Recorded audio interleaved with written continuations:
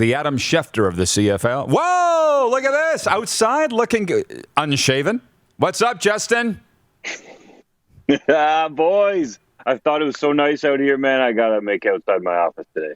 I love it. 3downnation.com's owner, proprietor, and preeminent CFL insider Justin Dunk joining us here. I thought that maybe you were on holidays, but we're mid-season in the CFL. There's no way that you'd be taking time off now, GD. You had a year and a half. Yeah, that's right, Roddy. Had to get revved up for it. Can't take time off now while the season's going, Yeah, exactly. Okay, lots to get to, lots to unpack. Chris Jones, the former Cleveland Browns defensive assistant, coming back to the Canadian Football League to the Toronto Argonauts. The four-time Grey Cup champion, the Bill Belichick, if you will, to the CFL. I still feel that way. You heard the question I asked earlier, I think, and that is Chris Jones good for the CFL? Yes or no? Overall, certainly. Yeah, he does. He drives interest. It shows on your show when you talk about him, Roddy, and you guys put out your clips on social media. It shows for us in terms of our website traffic overall. He's a controversial figure. Let's just say it flat out. There's a lot of people out there in Saskatchewan that don't like the way that he left. And then there's the people that know from the football side that he instantly makes your football team better. You can't doubt that. So to me, overall, it is a net positive to have Jones in the CFL. So I agree. And I think anybody that knows football agrees. The football people, I think so.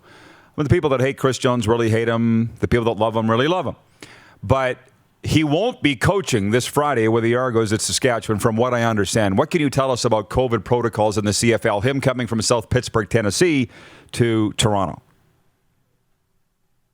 That's right, Roddy. So he's going to have to go through sort of a similar process to what the players did when they came up for training camp, because he's not right now, obviously, part of the Tier 1 personnel in the CFL, and more specifically for the Argos. So he'll have to go through a mini quarantine period, let's call it. There'll be a couple COVID tests in there that he'll have to pass before he can get into that Tier 1 grouping with the Argos. And after that, Roddy, to be quite honest, I know some people have said that he's joining the staff, but Chris Jones is not resigning from his former high school to come up here and be an assistant or be a consultant. I fully expect him to be the defensive coordinator and calling the shots on D. Okay, so let's just go back on that for a second. So this is past, is this for just 2021 or is it beyond? What do you know about the deal that he's coming to Canada and agreed to with the Argos? That'll be the key, honestly, to get more details on that. From what I've heard, it's just for right now, they're focused on the rest of the year. And as you know well, Roddy, Jones is an opportunist. So he's going to come up here, get his name back in the rumor mill. And if I'm Jones, I don't want to be locked down further than just this season, to be quite honest, because it clearly shows that people are still intrigued by him. His name is now hot again, I would say, because we know he's going to do a great job with that defense there, especially with the talent they have in double blue. So I would imagine he's going to want to keep his options open, because you never know what vacancies can come available in terms of head coaches. And there are few with better resumes than Chris Jones. Just sprinkling in some comments here from the general in Calgary. Says he's a locker room distraction. He's the coach, so I don't think he would be. From James in Borden, Manitoba, he says, 3 down is the best. I go there before TSN. From Larry in Medicine Hat, the CFL needs characters like Chris Jones. From Monty in Saskatoon, he says, Saskatchewan versus Toronto. He believes that's Canada's game of the week. And from Jeffrey Townend in Calgary, he says, that is a bummer. I wanted to see Rider fans' reaction to seeing Jones on the field. Oh, I did too. Oh, I was very disappointed to learn that he wasn't going to be on the sidelines for Friday night's game. But we were just saying near the tail end of the last segment that NFL ratings for the kickoff game between the Bucs and the Cowboys, highest since 2015 for a season opener. And the CFL ratings, as has been reported by your website, are up the highest in 6 years for the Labor Day Classic. What do you think the reasons are for the ratings bonanza in pro football? That's a great question, Roddy. I would say overall, especially for the NFL, they're just such a juggernaut that year over year you see it in Canada with the ratings on largely TSN. And yes, those games are available on CTV as well, which certainly helps. That the trend for the NFL, that it's been going up and up and up. Now, I will say as a caveat to swing that back, the Labor Day Classic, as you mentioned, with the Bombers and Riders netted almost 1 million television viewers. To put that in perspective, the Maple Leafs are sort of the gold standard of television ratings up here. You could put on a Leafs game, whether they're terrible or good, and obviously they haven't won the Cup since 1967, so it hasn't happened in a while when they've actually been a championship team. But you're going to get 1 million television viewers, and usually more, especially when it's hockey night in Canada on Saturday. So the fact that Labor Day Classic number was so high and was the highest regular season game for TSN since 2015, and net positive. But then you look at the Banjo Bowl, the rematch, it seemed like there might have been even more eyeballs, but yet that ratings overall dropped by over 400,000. Part of it was due to Leylah Fernandez being in the women's U.S. Open final. And I think another part of it was the Blue Jays being in this wild card race, and that certainly shows in the number. Game 2 of that doubleheader on Saturday almost had 1 million viewers on its own, Roddy, for Toronto when they whipped Baltimore, coming off the game where they came back 11-10 and George Springer was the hero. So there's more competition now. Week 1 of the NFL was up over 500,000 viewers compared to, what was last week? Week 6 in the CFL was the first week that it was below 500,000 this season. So now the competition's coming. We're getting a little better look at what that viewership might look like in a crowded space. Yeah, and don't forget Saturday, we can attest, Canadian Brewhouse in Calgary, we had to ask to get the Banjo Bowl put on. They had Alabama Mercer as the featured game on their big screen. So, yeah, there was more competition. It was a Saturday afternoon. By the way, hour 1 of the Rod Pedersen Show is brought to you by Explore Edmonton and HSBC World Rugby 7 Series. The ultimate all-day party taking place in Edmonton, September 25th and 26th. 2 8-hour days featuring teams from across the globe in action-packed Rugby Sevens matchups. The party continues in the stands with incredible costumes and unforgettable memories. Trust us, you've never seen a party like this. Purchase your tickets today at CanadaSevens.com. Now, the latest article that went up on 3downnation.com is the Roughriders firing volleys back at the Winnipeg Blue Bombers for the brawl for it all near the end of the second quarter in the Banjo Bowl. Can you tell our viewers about that? Neither team's really over what went down with the calls. 2 Saskatchewan players being kicked out. None for Winnipeg that really, I felt, kind of set the tone for the game or changed the complexion of the game.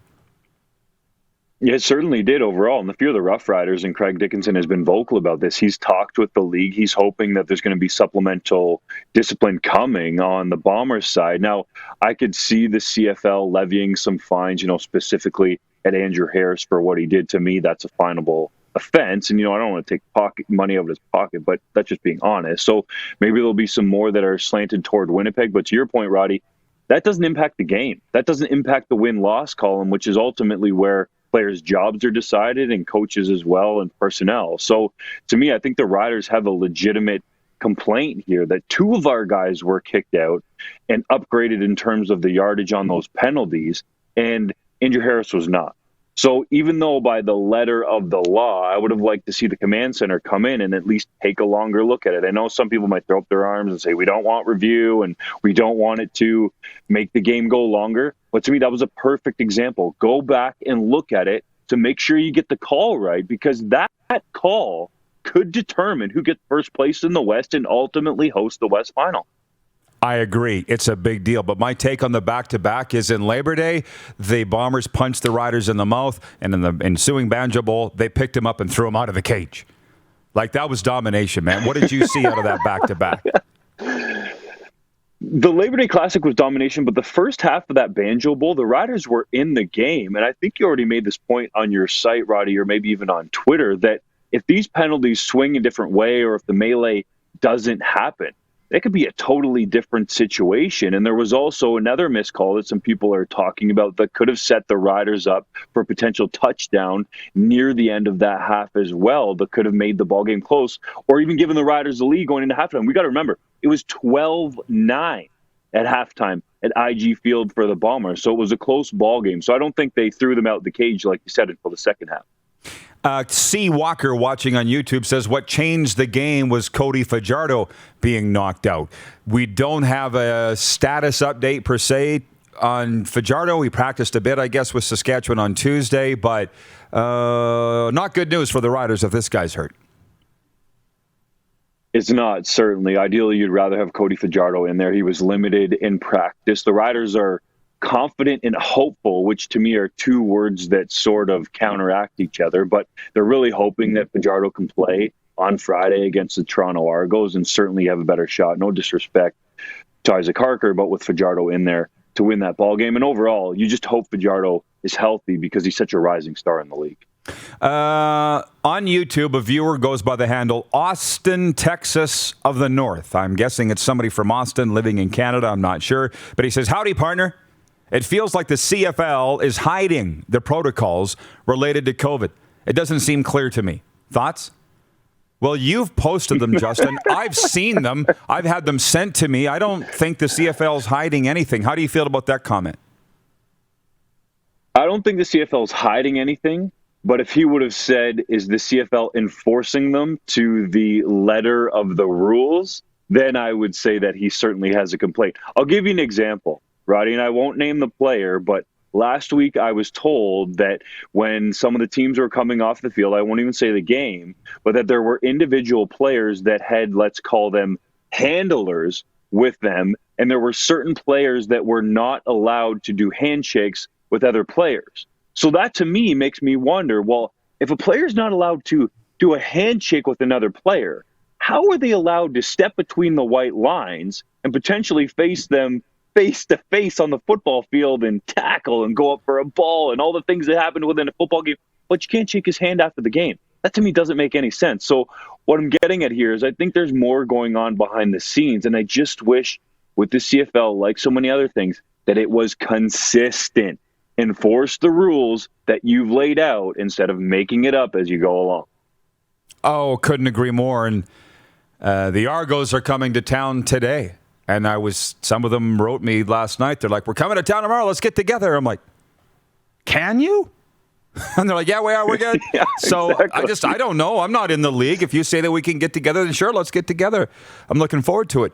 Hey, lastly, Chase Claypool is making highlights already through week one for the Pittsburgh Steelers. How much you follow in the pursuit, the career this season 2 of Chase Claypool?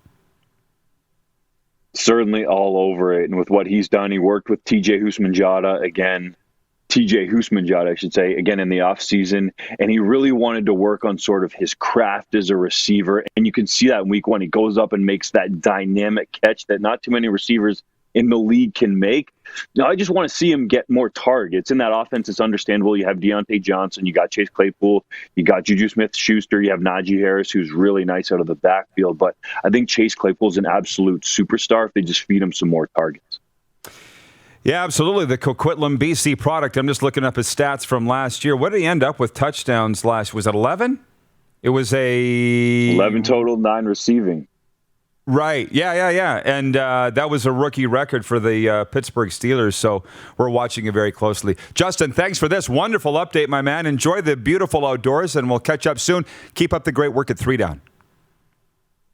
Sounds good, fellas. You two over there as well. Keep it cooking. Keep it hot. You bet, buddy. The CFL's #1 insider right there. You're looking at him, Justin Dung from 3downnation.com.